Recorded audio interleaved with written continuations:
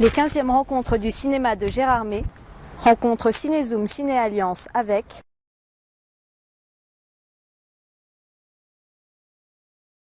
Céline Sciamma, bonjour. Tomboy, c'est votre second long métrage, après La naissance des pieuvres. Est-ce que là on peut dire que c'est la naissance d'une identité avec ce film-là? Est-ce que c'est la naissance d'une identité? La découverte ou la recherche? C'est l'expérimentation d'une identité qui n'est pas la sienne. Après, est-ce que c'est la naissance d'autre chose? Ça, je ne sais pas. Le film choisit de ne pas statuer sur cette question. Donc ça, c'est à vous de le dire. Si c'est une jolie façon de résumer le film, mais il y en a d'autres. Oui, il y en a d'autres. Voilà, c'était pour moi pour faire une autre proposition, de voir un petit peu si... Voilà, parce que je n'aime pas poser les mêmes questions. C'est bien, je vous en sais gré. Alors, cette histoire donc, prend un point de départ. Alors, j'ai appris justement le fait de vous suivre comme ça, que le casting, donc la demoiselle qui joue Tom, le garçon, qui joue Michael et qui joue Laure, eh bien, vous l'avez entouré après, parce qu'elle vous avez fait un casting, vous l'avez entouré après d'enfants qui étaient avec elle. Donc ça, c'est particulier comme technique. Bah oui, mais ça me semblait un cercle assez vertueux parce que je cherchais quand même à faire un film sur l'énergie de cet âge-là et recomposer un groupe, je trouvais ça assez contraignant, surtout que j'étais dans des contraintes de temps également.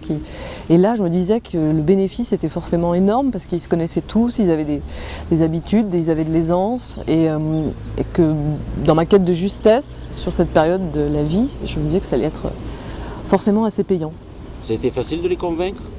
Oui, très. Oui. Ah oui, c'est pas dur de convaincre quelqu'un de faire du cinéma. Hein. Oui, voilà. En plus avec leurs copines, peut-être. Bah oui, il y avait un côté, et puis c'est l'été, ils sont pas en vacances, ils sont dans leur banlieue, et soudainement, on renouvelle leur terrain de jeu, et puis on en fait un espace de fiction. Donc je pensais, personne n'a dit non. Ils avaient l'impression de continuer ce qu'ils faisaient dans la vie de tous les jours ou de reproduire ce qu'ils faisaient?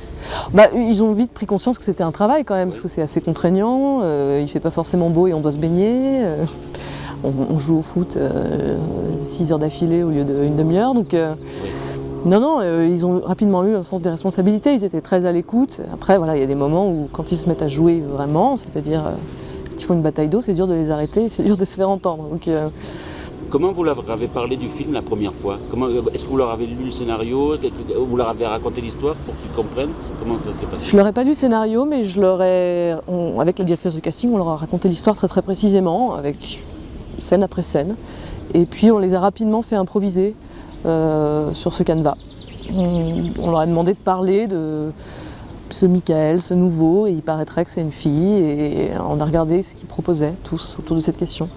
Et en fait, c'est assez étonnant de voir qu'ils arrivent à faire des propositions comme ça, dans le dialogue.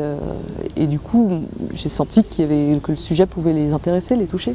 Alors la petite sœur, je suppose qu'elle, par contre, vous avez dû faire un casting pour elle? Oui, j'ai fait un casting. Il y a un naturel qui passe là, qui est formidable, quoi. Donc c'est impressionnant, quoi. Parce qu'on dit de faire tourner les enfants et les animaux, c'est ce qui est le plus dur. Eh oui. J'ai peur des animaux, j'ai un peu moins peur des enfants maintenant. Donc elles sont naturelles pour le trouver comme ça, parce que moi j'ai remarqué à chaque fois la salle réagit bien aux réactions.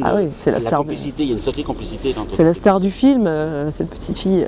Et c'est pas facile de travailler avec une petite fille de 6 ans, parce que elle n'a pas la notion du travail, et par ailleurs, on peut rapidement tomber dans un côté un peu bébé, annonné. C'est un âge où on joue encore beaucoup au bébé. Donc l'extrême vigilance, elle était sur ce point-là. Et c'est vrai que d'une prise à l'autre, on pouvait vraiment basculer dans l'enfant qui annonne à cette espèce de volontarisme et de maturité qu'elle peut avoir par ailleurs. Donc tout l'enjeu, c'était d'arriver à la maintenir éveillée, et c'est pas facile. J'ai fait beaucoup le cheval. Le cheval, c'est ça la clé de la direction d'acteur pour une toute petite fille. Faire le cheval. Faire le cheval, ouais. L'expression, donc, Bah oui, ça fait. Voilà, depuis j'ai une scoliose, mais j'ai un joli portrait d'une petite fille. Alors, les parents sont importants, même si on les voit qu'en filigrane. Oui. En même temps, vous vous permettez, c'est ça qui est bien avec votre film, de ne pas juger. Donc, c'est des parents idéaux, ça?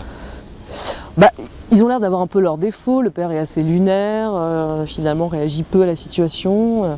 La mère est là et en même temps elle ne voit pas trop ce qui se passe sous ses yeux. Donc c'est pas tant une vision idéale, mais c'est une vision aimante. C'est-à-dire c'est des personnages que j'aime bien et j'avais envie qu'ils aient leur chance et qu'ils ne soient pas instrumentalisés par le récit comme des figures d'adultes, donc des figures qui incarnent l'autorité et le savoir, quoi. Donc pour moi, j'avais envie de faire le portrait d'une famille où il y a de la tendresse. Et ça, c'était un des enjeux du film, quand bien même il est un peu plus sporadique comme ça. Mais c'était quelque chose qui me tenait à cœur. Alors pourquoi avoir choisi le fait que la mère soit enceinte, qu'elle attende un troisième enfant? Ça, je suppose que c'est important. C'est vraiment une question de récit, c'est-à-dire que j'avais envie qu'elle soit un peu immobilisée, qu'elle ne soit pas dans la disponibilité la plus totale, pour qu'elle soit un peu comme ça, oui, cantonnée à une pièce, et pour qu'il y ait la possibilité de l'évasion et la possibilité de l'autonomie pour mon personnage. Sur Naissance des pieuvres, on a beaucoup dit comment est-ce possible que ces adolescentes fassent tout ce qu'elles veulent. Et c'est vrai que là, je me suis dit, bon, il faut crédibiliser, ancrer cette situation, et ça me semblait quelque chose de la dramaturgie qui me permettait comme ça de tenir mon principe. Alors, ce qui est important pour prendre principe, c'est qu'il y en a beaucoup dans le film.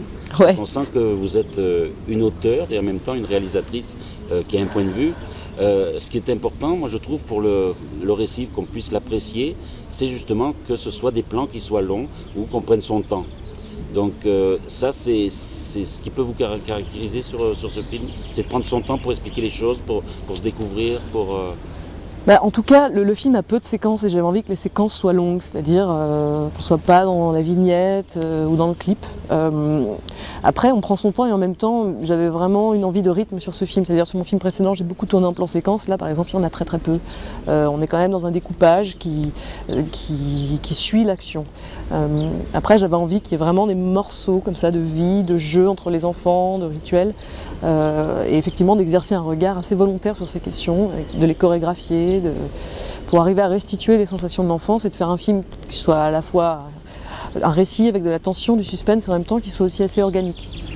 Vous estimez que le film peut être vu aussi bien par les parents que par les enfants? Absolument, et j'aimerais beaucoup qu'il soit vu par les enfants. Il y a eu à Berlin une projection avec que des enfants et le film leur raconte vraiment quelque chose. Et je pense que c'est vraiment un film on peut emmener voir ses enfants. On peut emmener ses enfants voir ce film. J'espère que les parents peuvent amener, ça peut changer aussi. Emmener les parents voir le film aussi. Ah oui, absolument. Dans tous les sens, ça marche. Et je pense que c'est Berlin, ça a été le festival phare pour déterminer la carrière du film ou pas? En tout cas, c'était le festival, on avait très envie d'y aller. Et il y a eu beaucoup d'engouement autour du film là-bas qui... plus conquis comme ça un public un peu international, c'est exporté d'ores et déjà, donc c'était un bon choix effectivement. Ouais. Pour terminer, qu'est-ce que vous diriez aux gens qui nous regardent pour leur dire voilà, Tomboy, c'est un film qui peut vous concerner, qui en même temps est un film de cinéma? Oh, c'est pas facile ça. Non, mais moi je suis là pour faire des surprises. Qu'est-ce que je peux leur dire? C'est comme si vous adressiez presque à un producteur ou un distributeur pour dire voilà, je vous convainc de...